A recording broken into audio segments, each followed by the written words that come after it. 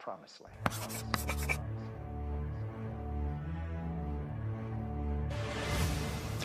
The history of hip-hop parallels in many ways the history of the desegregation movement in America. When black folk were isolated from white people, we were able to build upon ourselves, and we were successful doing it. When hip-hop was isolated from the mainstream music corporations, it was successful and able to build on its own. But just like with integration, when the white folks stepped to the hip-hop artists and managers and said, guess what? You don't have to be independent no more. We're going to finance you. We're going to bring you into Sony. We're going to bring you into Arista. We're going to bring you into Universal. We're going to bring you into Interscope. It was the beginning of the end. Because whenever you integrate black power, you automatically weaken it, you change the direction, you change the function. The music in and of itself is a product of a black experience in the black lexicon. Blacks have a genius, a talent for creating music, dance, and slang, and dress. That is a gift and a talent. All the music in this country originated out of the blackness culture and the black experience. I don't care whether you go back to country and western or hillbilly, big band sounds, you talk about jazz, blues, Dixieland, whether you talk about nowadays hip-hop, it all came out of the blackness. They had some semi-control over it up until the civil rights movement. What allowed whites to get hold to your music was integration. See, prior to that, white folks were always attracted to black music, but they had to go because of segregation and the barriers of segregation, whites couldn't get to it. The contradiction of the hip-hop artist is the same contradiction of the black leader and revolutionary. And that is, if you really valued this as an art form, if you really valued the independent black community, why did you integrate it? When you integrated, you gave control over your cultural product to your oppressor, who makes more money off your cultural product than you do. Keep in mind, music is America's second largest export industry. Now, people have to take a minute to fathom exactly what that means. America makes more money off of music than anything else except one other product, and that's probably intellectual property. You see? So when you look at the power of black music and the fact that it is fueling America's economy and not doing nothing for the black community, we have to look at how the hip-hop artist has betrayed the hood. Up until integration, whites had a very difficult time getting to black music. They used to listen to it and try to adopt it as much as they can. They used to provide what they call a cover, which means any music that black folks produce. If Count Basie produced the music, they'd have whites producing the music, big band sounds. In the 1950s, black music was called, well, boogie woogie up until the late 40s, then rhythm and blues.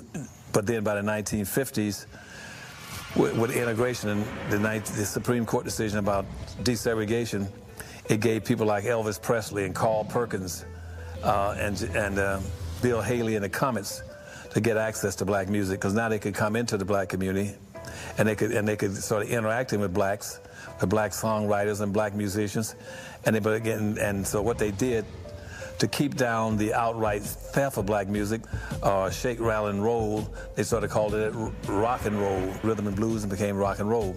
How do we know this? Where's the science behind this? White people don't share power with black folks. I'm gonna say it again for my hip-hop artists. White people don't share power with black folks. So the minute you let white folks into hip-hop, they were coming to control it. The minute you let white folks into voodoo, they were coming to control it. You see that? The minute you let white folks into African drumming, they coming to control it. Let's look at jazz. Let's look at jazz. You go to the average jazz orchestra today. I was at one, Avenue of Art, South Philadelphia, state of the art. I'm at a jazz orchestra.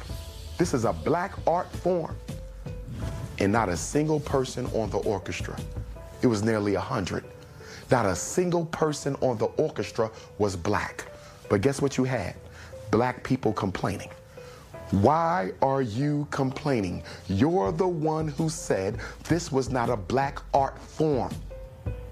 You said everybody can have it.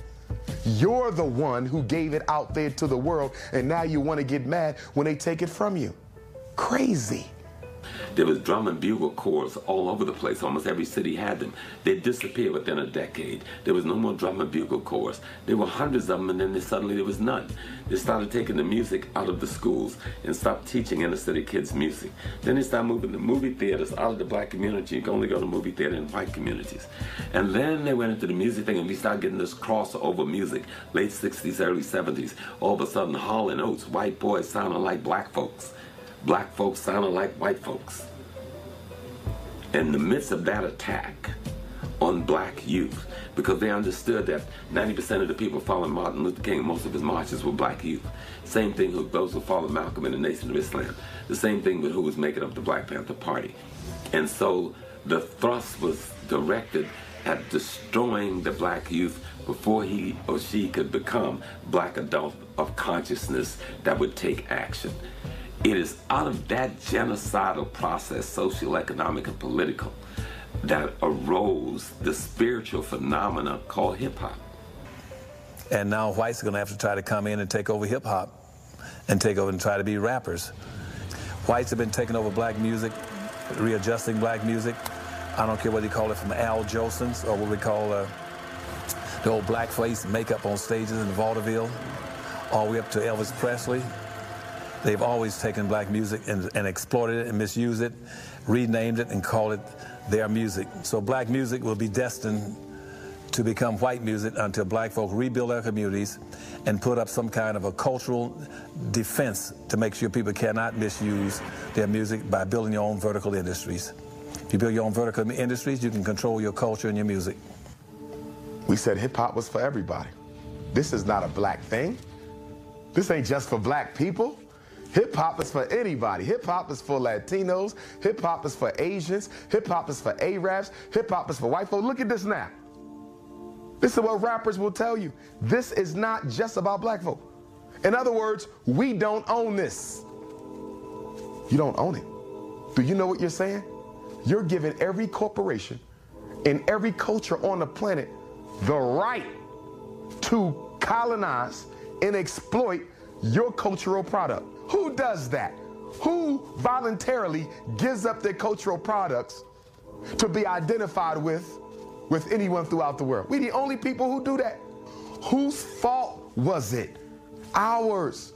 We made it comfortable for white folk to feel that they can colonize and incorporate hip-hop. Don't blame the white man. Blame yourself.